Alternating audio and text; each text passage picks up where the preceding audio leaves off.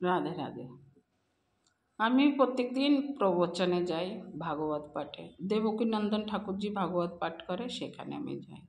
রোজে যে আমার ভালো লাগে যাই।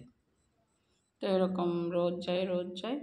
তো ভাবলাম একদিনকা যে আমার বড় বৌমাকে নিয়ে যাব, ওকেও তো একটু জ্ঞান ট্যান হতে হবে।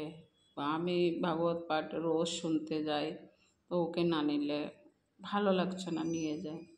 তা একদিন ওকে নিয়ে গেছি। তো নিয়ে যাওয়ার পরে ও ভাগবত পাঠ শুনেছে।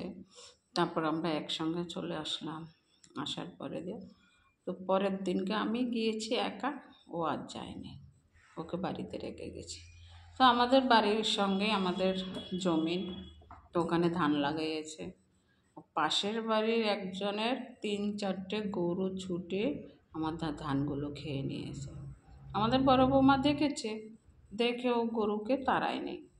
কেন? কালকে ওই যে ভাগবত পাঠ শুনেছে, তো ভাগবত পাঠে বলেছে কাউর রিজিকে মানে আঘাত দিতে নেই, কেউ খেতে গেলে তাকে বাধা দিতে নেই। তো এইসব প্রবচনে শুনেছে, ও সেই ধরে রেখেছে। এখন আমার পুরা জমিন পুরা গরুতে খেয়ে ফেলেছে। ও গরুকে তাড়ায় নেই, কাউকে বলাও নেই, কিছু করে নেই। আমি যখন সন্ধ্যার সময় এসেছি, তো আমি তো আর দেখি নেই। এবার আজকে সকালবেলা আমি দেখছি আমার পুরো আধা জমিন খেয়ে ফেলেছে। আমি বৌমাকে বললাম, জিজ্ঞেস করলাম, কী গো বৌমা, তুমি তো বাড়িতে ছিলা, তুমি দেখো না গরু এরকম ধান পুরোটা খেয়ে নিয়েছে? হ্যাঁ,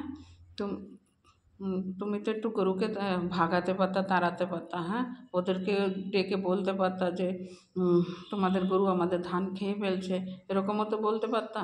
ও কিছু বলেনি, ও আমাকে উল্টো কি বলেছে, কেন মা, তাহলে তুমি রোজ রোজ ভাগবত পাঠে যে কি শুনেন, কি শুনো? হুম আমি বলছি কি কেন?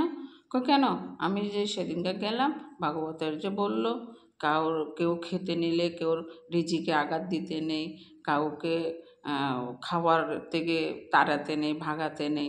এর জন্য তো আমি দেখেছি গরু ধানগুলো খাচ্ছে।